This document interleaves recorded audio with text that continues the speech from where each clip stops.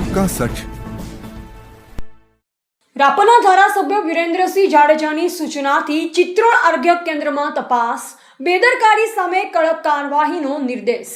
ચિત્રોડ પ્રાથમિક આરોગ્ય કેન્દ્રમાં ઓચિંતી તપાસ દરમિયાન ગંભીર બેદરકારી સામે આવી। ગેરહાજર સ્ટાફ અને એક્સપાયરી દવાઓ મોટા પ્રમાણમાં મળી આવી।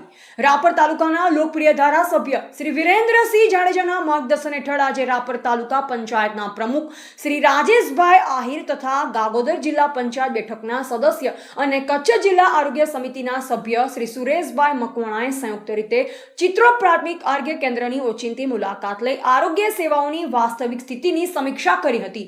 તપાસ દરમિયાન આરોગ્ય કેન્દ્રમાં ફરજ પર હાજર રહેવા પાત્ર ઇન્ચાર્જ મેડિકલ ઓફિસર ડોક્ટર મનીષાબેન પ્રજાપતિ, MPHS, FHS સહિતના કેટલાક કર્મચારીઓ ગેરહાજર હોવાનું સામે આવ્યું। ઉપરાંત આરોગ્ય કેન્દ્રના ફાર્મસી વિભાગની ચકાસણી દરમિયાન મોટા પ્રમાણમાં એક્સપાયર થઈ ગયેલ દવાઓ મળી આવતા આરોગ્ય વિભાગની ગંભીર બેદરકારી સામે આવી છે।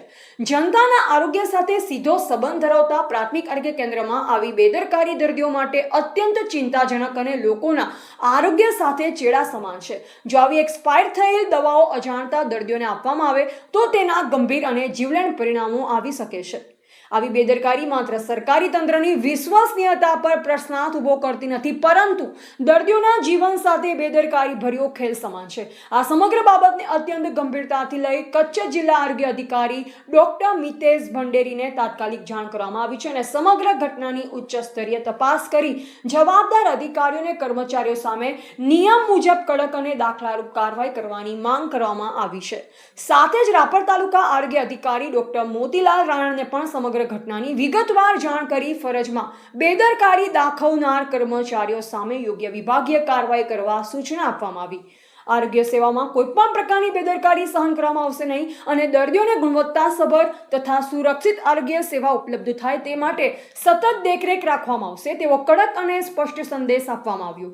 આ પ્રસંગે રાજેશભાઈ આહિરે જણાવ્યું કે દર્દીઓના આરોગ્ય સાથે કોઈપણ પ્રકારનું સમાધાન કરવામાં આવશે નહીં અને ભવિષ્યમાં આવી ઘટનાઓનું પુનરાવર્તન ન થાય તે માટે કડક વહીવટી પગલાં લેવામાં આવે તેવી પણ માંગ કરવામાં આવી છે। રિપોર્ટર ઠક્કર અનિલ, રાપર, કચ્છ।